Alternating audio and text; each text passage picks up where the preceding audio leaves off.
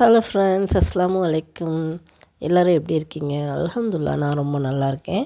நேற்று நம்ம போட்ட ரெசிபிக்கு நிறைய பேர் நிறைய சப்போர்ட் பண்ணியிருந்தீங்க. ரொம்ப ரொம்ப தேங்க்ஸ். இன்றைக்கி ஒரு சூப்பரான மஃபின் ரெசிபி தான் பார்க்க போகிறோம்.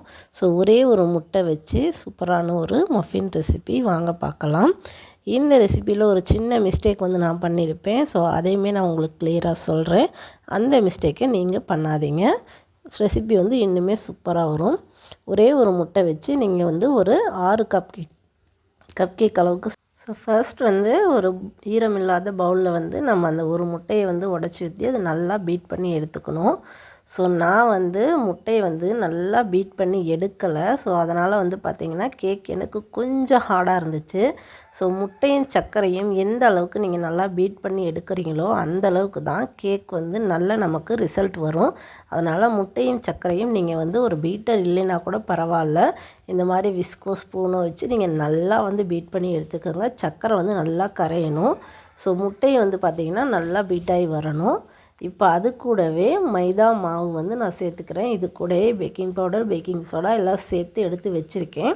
ஸோ அதையும் சேர்த்துக்கலாம். ஸோ ரொம்பவே சிம்பிள் தான்.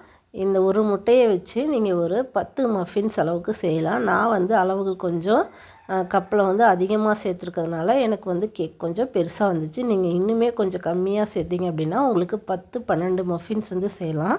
இது கூட ஒரு 1/4 கப் அளவுக்கு ஆயில் சேர்த்துக்கோங்க. ஆயில் சேர்த்துட்டு நல்லா மிக்ஸ் பண்ணிக்கோங்க. ஸோ நம்ம எப்போ கேக் செஞ்சாலும் அதை மிக்சிங் ரொம்ப ரொம்ப முக்கியம். நம்ம அதை போட்டு ரொம்ப கிளறிக்கிட்டு இருந்தோம் அப்படின்னா கேக் ஹார்டாயிரும்.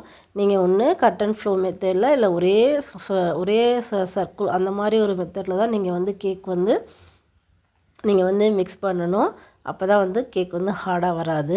இது கூடவே ஒரு 1/2 கப் அளவுக்கு காய்ச்சி ஆற வச்ச பால் சேர்த்துக்கிறேன். ஸோ உங்களுக்கு பால் நீங்கள் பார்த்து சேர்த்துக்கோங்க. எந்த அளவுக்கு பேட்டர் கரெக்டாக இருக்கோ அதுக்கேற்ற மாதிரி நீங்கள் மில்க் ஆட் பண்ணிக்கலாம். ஸோ வெனிலா எசன்ஸ் கொஞ்சம், அது கூட கொஞ்சமாக சால்ட் சேர்த்துக்கலாம், ஒரு பிஞ்ச். ஸோ அவ்வளோதான். ஸோ இந்த ஒரு முட்டையை வச்சு நமக்கு மஃபின்ஸ் பேட்டர் ரெடி ஆயிடுச்சு. நான் சொன்ன மாதிரி நீங்கள் எக்கு நல்லா பீட் பண்ணி எடுத்துக்கோங்க. பீட் பண்ணி எடுத்தீங்க அப்படின்னா உங்களுக்கு கேக் நல்லாவே சாஃப்டாக வரும். ஸோ இன்றைக்கி நம்ம சாக்கோ சிப் வச்சு தான் செய்ய போகிறோம். நான் சாக்கோ சிப் கொஞ்சம் ஆட் பண்ணிக்கிறேன். அதையும் நல்லா மிக்ஸ் பண்ணி எடுத்துக்கிறேன். நான் இதில் பேக்கிங் பவுடர் மட்டும்தான் சேர்த்தேன், பேக்கிங் சோடா சேர்க்கலை. ஸோ நீங்கள் பேக்கிங் சோடா சேர்த்திங்கனாலும் உங்களுக்கு நல்ல சாஃப்டான ஸ்பாஞ்ச் கிடைக்கும். இந்த மாதிரி கப் கேக் ட்ரே ஒன்று எடுத்துக்கிறேன். இதில் சின்னதாக இந்த மாதிரி ஒரு லைனர் செட் பண்ணிவிட்டு இதில் நான் பேக் பண்ணி எடுத்துக்க போகிறேன். ஸோ ஆல்ரெடி நான் நம்ம சேனலில் சொல்லியிருக்கேன், நான் ப்ரௌனி பிஸ்னஸ் ஸ்டார்ட் பண்ணியிருக்கேன் அப்படின்னு. ஸோ நிறைய பேர் அந்த வீடியோஸ் பார்த்தீங்க. ஸோ உங்களுக்கு ப்ரௌனிஸ் வேணும் அப்படின்னா நான் கொடுத்துருக்க அந்த நம்பருக்கு நீங்கள் காண்டாக்ட் பண்ணுங்கள்.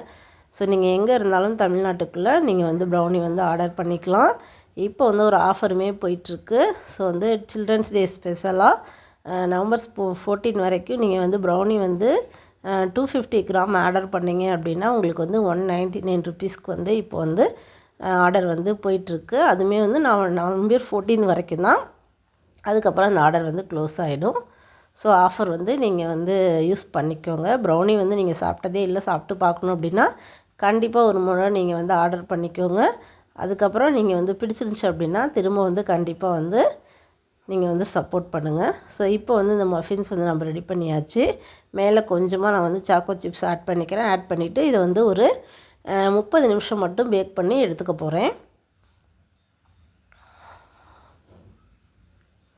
ஸோ இந்த சாக்கோ சிப்ஸ் ஆட் பண்ணலாம். இதுக்கு கூட நீங்கள் நட்ஸு உங்களுக்கு என்ன தேவையோ அது நீங்கள் உங்களுக்கு என்ன பிடிக்குமோ அதுக்கேற்ற மாதிரி நீங்கள் டாப்பிங்ஸ் ஆட் பண்ணிக்கோங்க.